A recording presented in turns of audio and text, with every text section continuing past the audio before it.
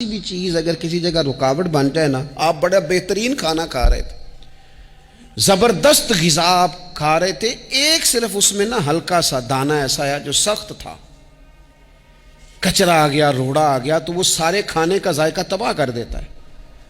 بعض لوگ ایسے ہوتے ہیں کہ ایک بال نکل آئے نا کبھی کھانے میں سے تو کھانا چھوڑ دیتے ہیں، کہتے ہیں یار یہ سارا ذائقہ خراب ہو گیا۔ ہمارے ساتھ یہ ہوا ہے، یہ تو ہے نا دنیاوی معاملات، اسی طرح کا مسئلہ روحانی زندگی میں ہوتا ہے۔ کئی دفعہ نا ہم ماننے کو تیار نہیں ہوتے، لیکن ہمارے اوپر دولت کی محبت پوری طرح سوار ہوتی ہے، وہ سجدے میں ذوق آنے نہیں دیتی۔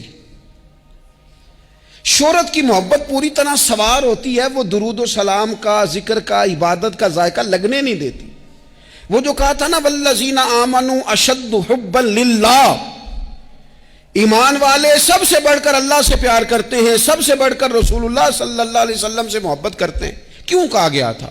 اس لیے کہ ان محبتوں کے مقابلے میں ذرا بھی کوئی اور محبت آتی ہے، روحانی ذائقہ خراب کر دیتی ہے، ہمارا دل نہیں لگتا، ہم بور ہوتے ہیں، ہم پریشان ہوتے ہیں۔ مسئلہ یہ ہے کہ جس دل میں صرف رب رسول کو ہونا چاہیے تھا، وہاں شہرت آ گئی ہے، شہرت کی محبت آ گئی ہے، دکھاوا آ گیا ہے، مال آ گیا ہے، کئی قسم کے ہم نے بت معاذ اللہ اکٹھے کر لیے، اور پھر وہ ساری کیف مستی آئے۔ یہ کیسے ہو سکتا ہے؟